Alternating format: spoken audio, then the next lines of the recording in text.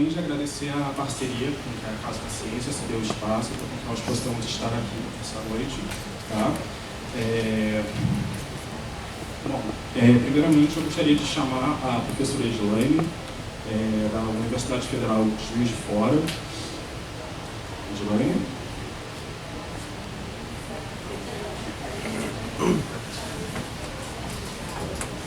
Boa noite a todas e todos, sejam muito bem-vindos a mais uma iniciativa do GAPIS. Eu sou Edilane, sou professora do curso de turismo da Universidade Federal de Juiz de Fora e faço doutorado no programa ICOS da UFRJ sob orientação da professora Marta Irving. Então, eu e mais 25 alunos, desde a graduação, mestrado e doutorado, pós-doutorado, fazemos parte do GAPIS, que é o Grupo de Pesquisa em Governança, Ambiente, Políticas Públicas, Inclusão e Sustentabilidade. Esse grupo surgiu em 2005 por meio de um projeto de extensão, projeto Sana Sustentável, com os alunos da psicologia, e desde então o grupo vem tomando novas proporções, investindo sobretudo em pesquisa, ensino e extensão na área de avaliação e gestão de programas e projetos em desenvolvimento e conservação da natureza. Nós fizemos uma breve apresentação em PowerPoint com algumas fotos das principais iniciativas e projetos do grupo, para vocês conhecerem um pouquinho as pessoas também, que vêm contribuindo com esse percurso, e também com as publicações, sobretudo os livros, alguns estão expostos ali fora, e por isso nós gostaríamos de reforçar também que este evento, o Diálogos Sustentáveis, vem acontecendo na sua terceira edição. Essa ideia de tornar um encontro como Diálogos Sustentáveis surgiu em 2015. Felizmente nós vemos aí várias pessoas que já vêm participando dos diálogos.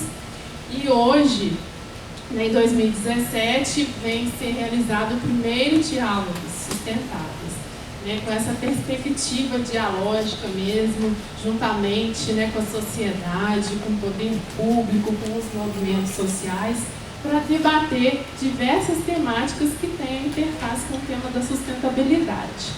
O evento, é importante a gente dizer que é coordenado pela professora Cláudia Fragelli, Graciela Falico, que vem aí fortemente fazendo com que o evento fique cada vez melhor.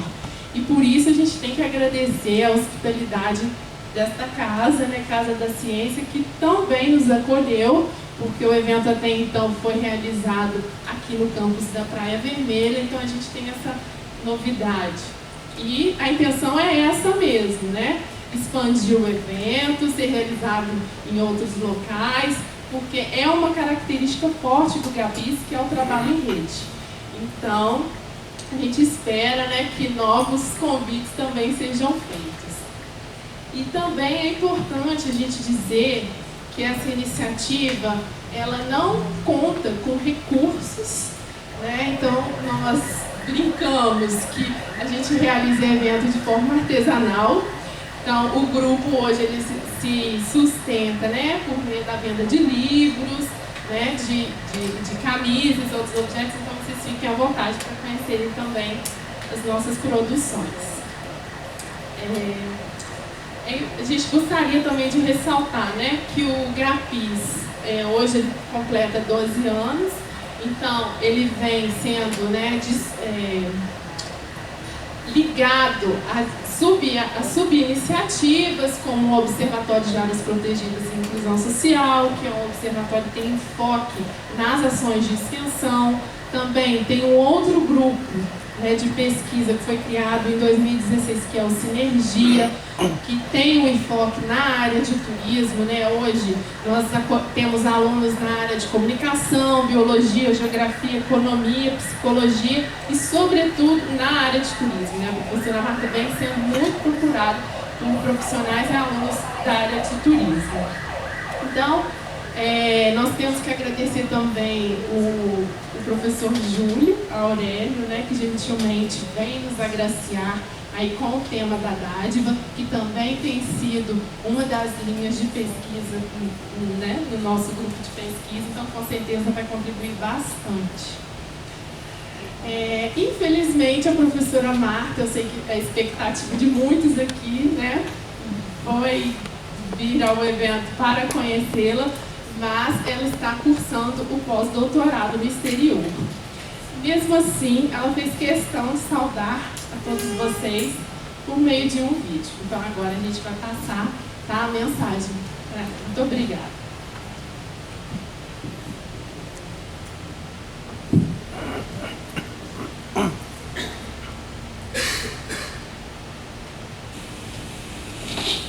Então, nós queríamos mandar um grande abraço para todo mundo do grupo de pesquisa, do GAPIS e também do Observatório de Governança Áreas Protegidas, e dizer que nós estamos aqui presentes telepaticamente no Diálogo Sustentáveis de hoje, esperando que seja uma série muito bem sucedida, que as discussões sejam muito ricas.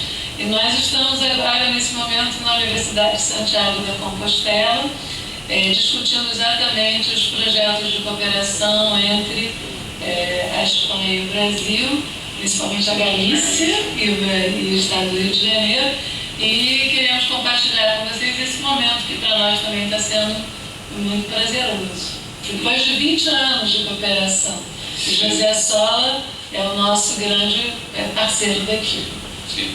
Bem, depois de 20 anos, nós também, a Marta mais eu também estamos procurando dar continuidade para as outras gerações, não para o pessoal mais jovem, pois para poder continuar, o caso de Marcelo, não? que está aqui, e nada, convidar ao grupo de pesquisa, os diferentes membros a vir a Santiago, a ver estágios aqui, e nós também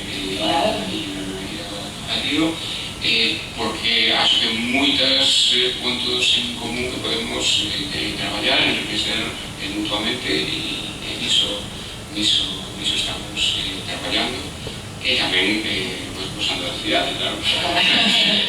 Não, o importante é que nós estamos muito felizes em estar compartilhando com vocês esse processo do diálogo sustentáveis, e estaremos aqui trabalhando para levar mais informações e mais reflexões para todo o grupo, em breve, também com o José próximo da gente. É isso, uma ótima discussão hoje à noite.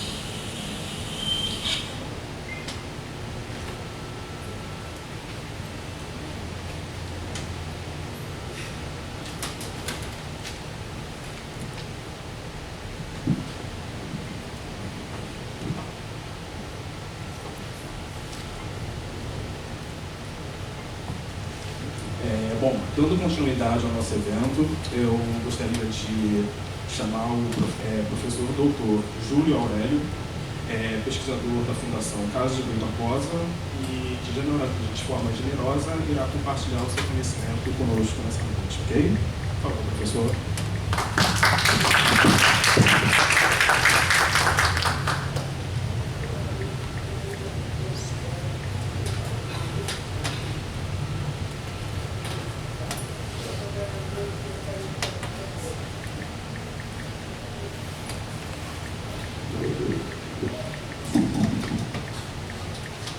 Boa noite.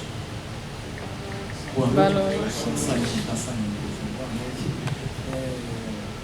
Em primeiro lugar, eu quero agradecer ao GAPIS, especialmente a professora Cláudia Frangeli e Graciela, que articularam a minha vinda aqui com esse grupo tão bacana. Na verdade, eu quero demonstrar minha gratidão tanto a vocês do GAPIS, quanto à Casa da Ciência, que é um lugar que eu frequento com meus filhos. Eu nunca tenho frequentado aqui, nessa sala com eles, não é um local, acho que para criança. e especialmente a todos os presentes aqui que estão assistindo num dia desses. Enfim, a gente vem falar de dádiva, tem que ser dadivoso na sua gratidão.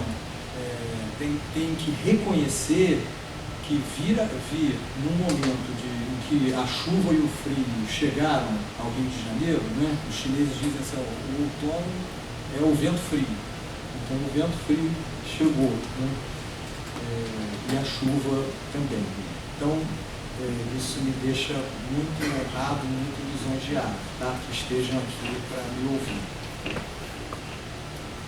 Bom, eu vou passar lá, só vou pedir que Cláudio ou alguém me avise quando fizer 10 minutos, vai ser aqueles 40 minutos, eu vou procurar falar em menos tempo que isso.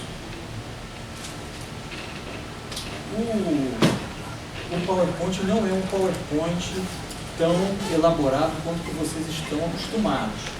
Esse PowerPoint é uma dádiva da minha mulher, na verdade, um sacrifício, que é a forma extrema da dádiva. A palestra ainda não começou, mas eu estou usando os termos para a gente se ambientando. Um sacrifício porque ela não domina o digital ou domina menos do que eu. Então foi um sacrifício, na verdade, dando suporte para fazer. Eu vou falar da dádiva como um paradigma, porque a proposta que está no Marcel Mauss, que eu vou apresentar já, é a de que há um paradigma, ao menos em ciências sociais. E quero tentar mostrar a vocês que a dádiva é um paradigma aplicável não apenas às ciências humanas e sociais, aplicadas ou não, como também às ciências naturais. A rigor, a dádiva é um paradigma que permite ou que propicia a interdisciplinaridade. Isso é apenas uma introdução. E antes de passar para o primeiro slide, eu vou propor a vocês, vou sugerir a vocês uma definição de dádiva, para que a gente saiba do que vai estar falando, porque depois é o analítico, tá certo? Vamos analisar o fenômeno da dádiva. Eu vou sugerir a seguinte definição da dádiva. Dádiva é toda troca de bens, materiais ou não, materiais ou imateriais, na qual, ou melhor, da qual surge um vínculo subjetivo. Se é a troca de bens que une, não apenas reúne. A dádiva não é uma troca utilitária, não é uma mera reunião de sujeitos, mas uma união de sujeitos. É a única troca que vincula subjetividades entre si. As subjetividades não apenas perpassam uma à outra, elas formam uma unidade. A partir da dádiva, 2 existem em 1, 20 existem em 1 milhão existem em 1. Passa a se falar de um casal, passa a se falar de uma organização, uma associação, um movimento. Isso é a dádiva. Tá? Uma primeira aproximação. É uma troca, mas não é a troca utilitária. É a troca em que se vinculam subjetividades e, recorrentemente, uma característica desse vínculo é o vínculo afetivo. A dimensão simbólica é dominante. O símbolo como condensação afetiva. Eu vou usar o exemplo da minha aliança.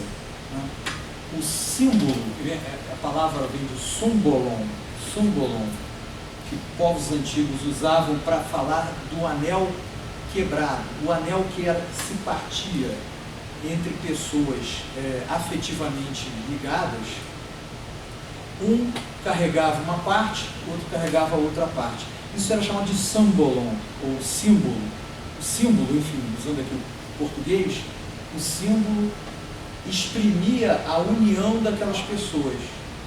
Apesar de separadas, elas estão juntas, elas estão unidas.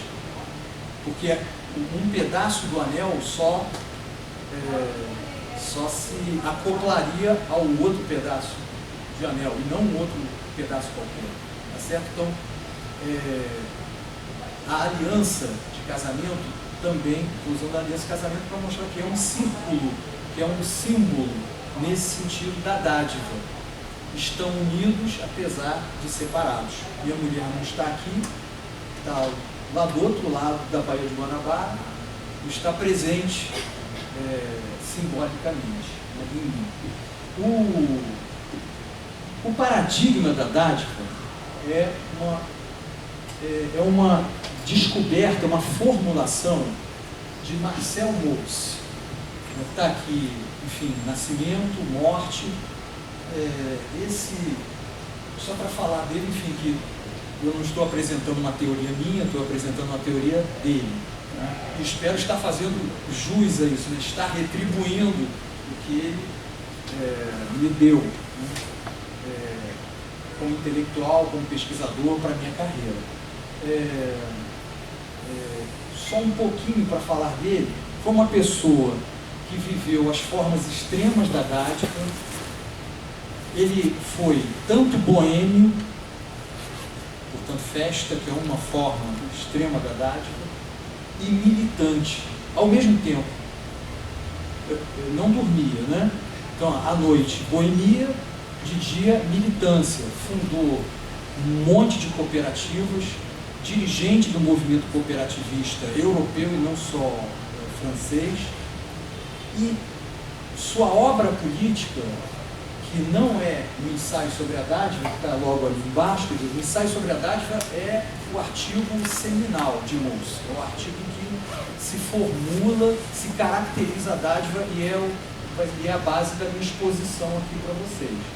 Mas eu preciso dizer, porque acabou de sair, saiu este mês, o livro A Nação, o título do livro é A Nação, seu subtítulo é O Sentido do Social, é a obra política de Mauss.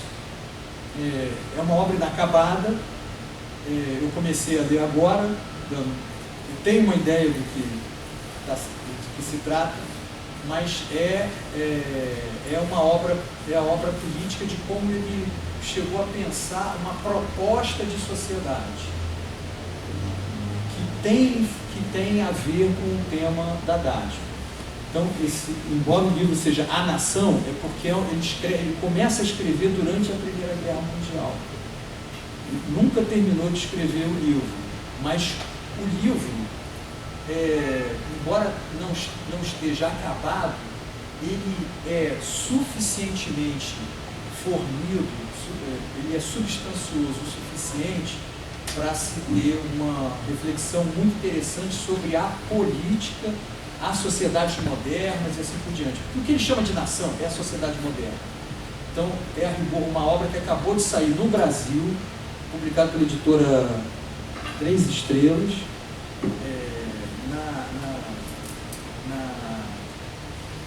e na França foi em 2013, ou seja, ainda é um livro recente, né? Ainda não foi resenhado, todo mundo dispondo a resenhar, assim por diante. Tá? Mas o seu artigo fundamental como teórico é o artigo chamado de Ensaio sobre a Dádiva. Ele fez muitos outros artigos. Alguns artigos já tratavam da dádiva. Há uma palestra dele para psicólogos chamada As Relações Reais entre Psicologia e Sociologia, que já tinha o tema da dádiva ali. Fala sobre símbolos, né? Mas mas já rigor dava para ver ali. Há autores que dizem que num estudo sobre a prece, a oração, também havia ali uma tendência de Mauss no sentido de destacar a dádiva como um fenômeno de humanidade. Mas é nesse artigo, o Ensaio sobre a Dádiva, publicado em 1925, vocês vão ver, alguns autores dizem que foi em 1923, outros em 1924, enfim, como em 1925 eu tenho certeza que houve uma publicação, é a data que eu uso. Mas o que importa desse ensaio sobre a dádiva, e é a base de todos os slides que virão a seguir, é a universalidade da dádiva. Aquela definição que apresentei, sugeri a vocês, a troca que une, a troca de bens materiais ou imateriais que une sujeitos, é universal. Há uma universalidade antropológica que ele afirma. É esta troca que tece a sociabilidade. A troca utilitária faz muita coisa, gera renda, mas não gera sociedade. As ilhas piratas do século XVI não se mantiveram, não foram destruídas pelo governo inglês, logo após, enfim, a sua vitória sobre a Espanha. Não, as ilhas piratas eram sociedades completamente utilitárias. Tudo era troca utilitária e não se mantiveram. A violência também não tece sociedade, não tece a sociabilidade. Onde a violência assume de um modo hegemônico, ela tende a destruir a própria sociedade. É o que acontece com a Síria.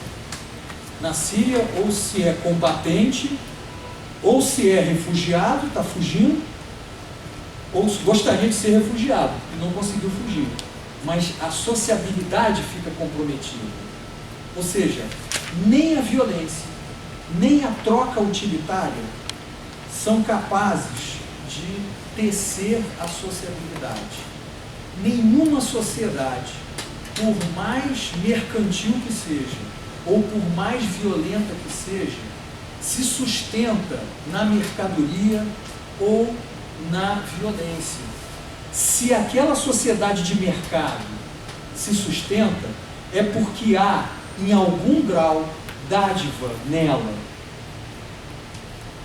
Se aquela sociedade violenta se sustenta, continua existindo, é porque há, em algum grau, dádiva suficiente para manter a sociabilidade. Sem dádiva, a sociabilidade não se mantém, não se erige, não se sustenta.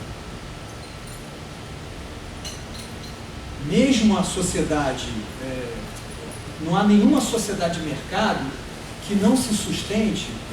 Quem estudou isso foi Guy Nicholas, um intelectual mossiano, que estuda especificamente isso, como que Dia dos Pais, Dia das Mães, Natal, etc, Dia das Crianças, tudo isso, a estimativa é de que metade da economia se sustenta nisso, mesmo sendo uma sociedade de mercado, tá certo?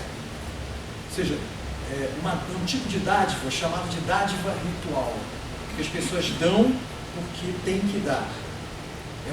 A gente vai discutir isso, mas enfim, a dádiva ritual é apenas isso, uma dádiva em que a obrigação da dádiva é maior que a liberdade de a exercer.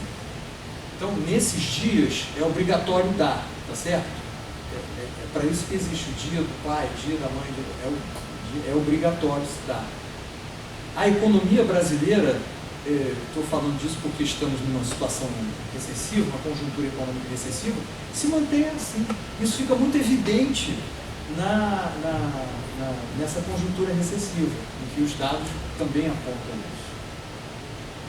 Bom, agora, o ponto mais importante para se entender todo o resto aqui da palestra é esse. É que Mauss distingue isso é um ensaio sobre a dádiva, distingue 3 momentos. A dádiva não é uma, a dádiva é 3 em uma. Essa troca de bens que une, ela é 3 em uma. Ela tem 3 momentos. Nenhum esses 3 momentos são inconfundíveis. Eles precisam ser distinguíveis. São distintos. São relativamente distintos. E tem cada qual uma lógica própria. O que eles têm em comum? Estou falando do dar, do receber e do retribuir. São 3 momentos distintos da dádiva. A dádiva, esse é um momento do artigo em que Mauss diz que dádiva é, aí uma definição dele, a tripla obrigação de dar, receber e de retribuir. Logo em seguida faz com que ele tem que tratar especificamente cada um desses exercícios humanos de interação, de sociabilidade. O que é que eles têm em comum? Primeiro ele se pergunta, é obrigatório ou somos obrigados ou somos livres para dar, para receber e para retribuir? A resposta que ele dá logo em seguida é que ambas estão certas. Nós temos a obrigação de dar, de receber e de retribuir. Não há interação humana que não seja interação de sujeitos, tá certo? No sentido de que se comprometem, de que se misturam.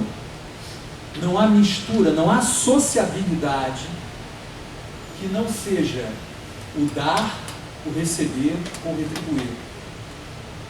Em todo momento estamos dando, recebendo, retribuindo, se não estivermos, é claro, exercendo a violência ou trocas utilitárias.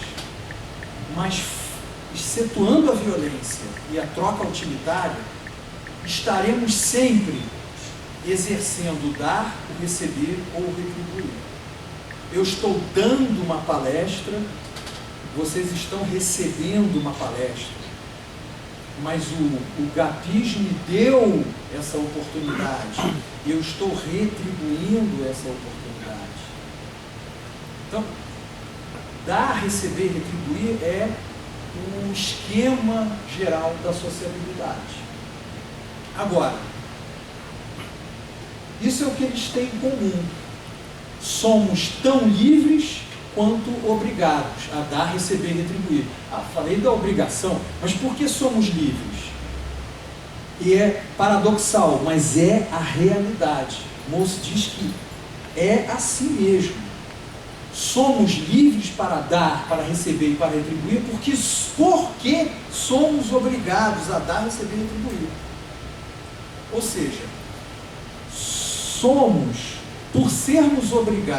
obrigados a dar, receber e retribuir, porque senão não vivemos em sociedade. Tá certo? Não dá para viver em sociedade apenas por troca utilitária ou apenas pela violência. Então somos obrigados, para viver em sociedade, somos obrigados a dar, obrigados a receber e obrigados a retribuir.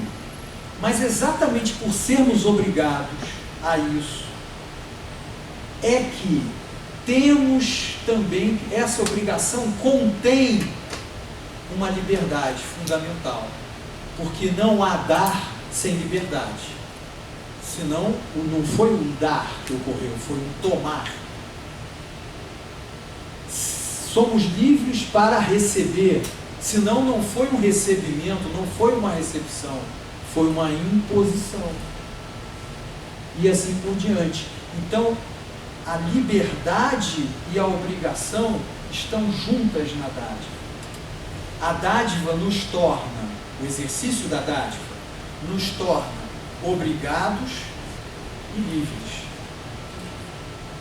Ok? Então, isso é o que eles têm em comum. Dar, receber e retribuir são liberdades e são obrigações. Isso é uma loucura para as ciências sociais em geral. Tá certo? Estou dizendo aqui para vocês não estão estranhando. A dádiva, como Cláudia já comentou comigo, ainda é uma teoria marginal nas ciências sociais, mas uma das razões é essa, a dificuldade de um pensamento moderno entender que é possível ser obrigado e livre ao mesmo tempo. Tá certo? Porque todo pensamento moderno, pensando só rapidamente aqui, as ideologias liberal e socialista, que são ideologias modernas, né?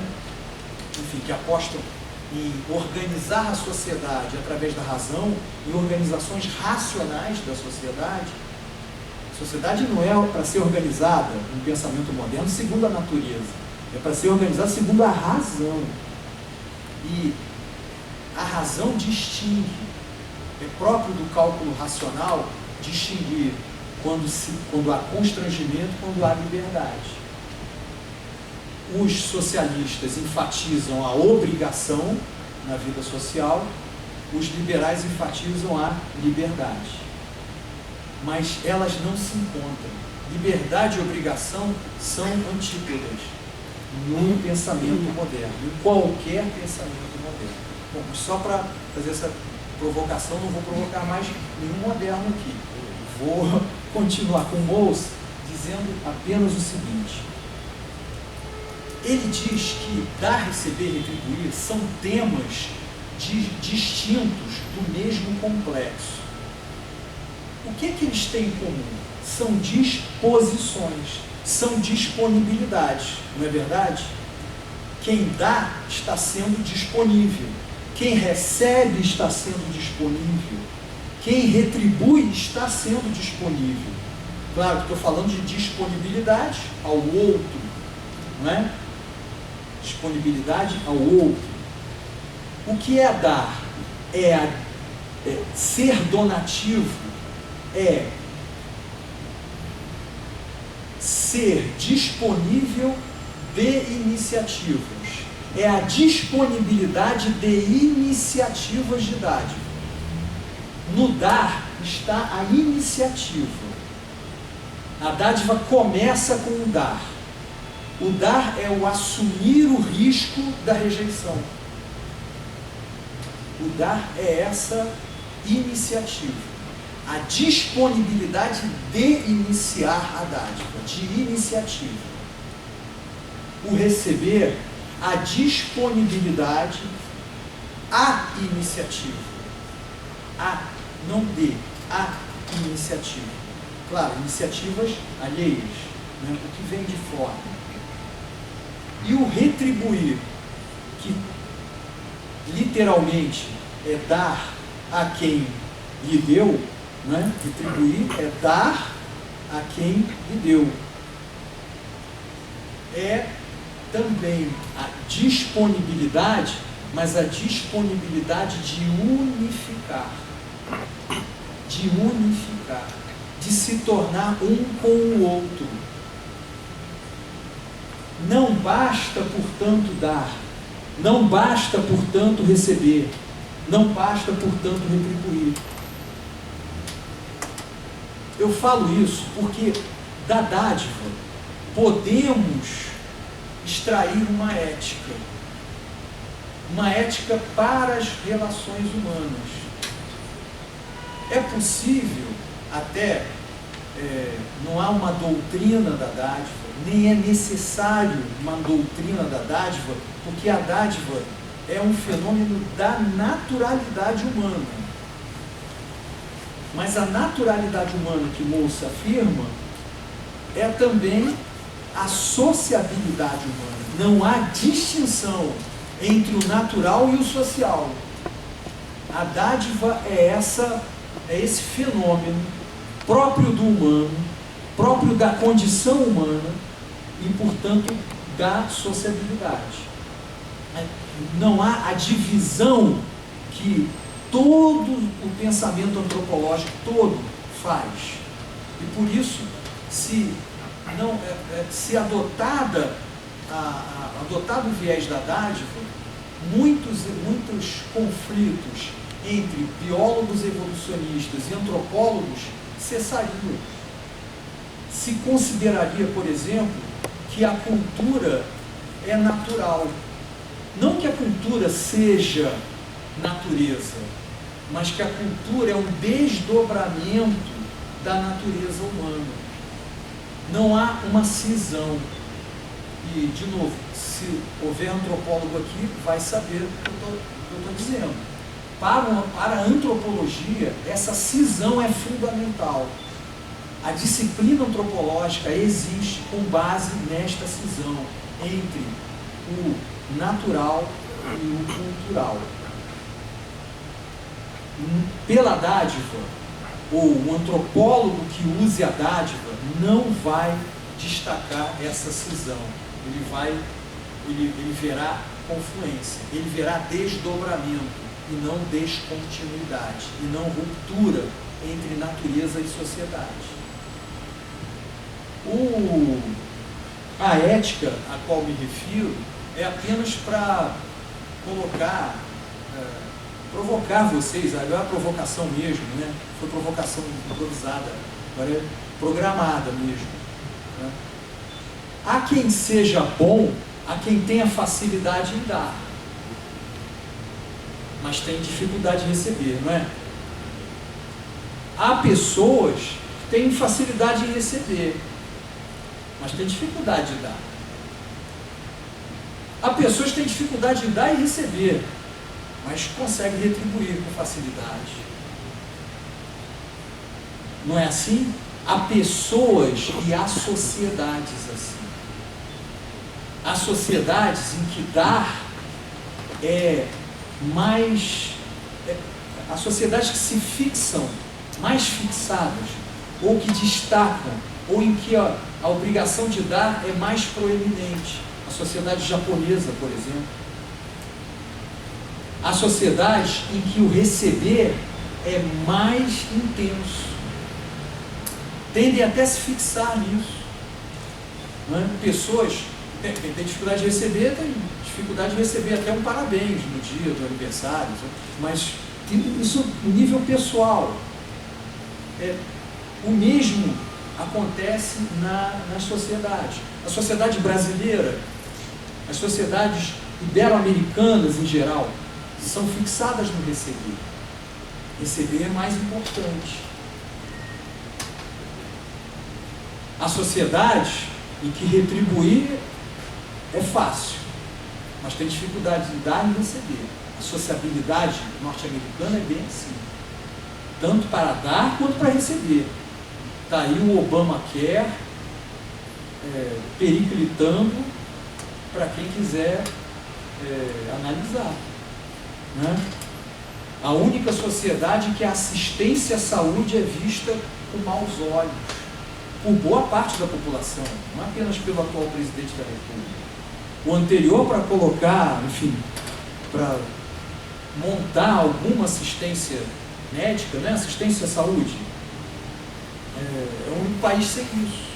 Né? Até o governo Obama, a única sociedade sem isso. Sem isso, eu digo, de uma maneira ideológica, né? De uma maneira que, enfim, não se pode escolher o médico para alguém, né? Enfim, são críticas ideológicas, mas porque é uma sociedade fixada no tema da retribuição. Outras sociedades também são fixadas no tema da retribuição, mas não pelo ser retribuído, mas pelo retribuir. Né? A Turquia,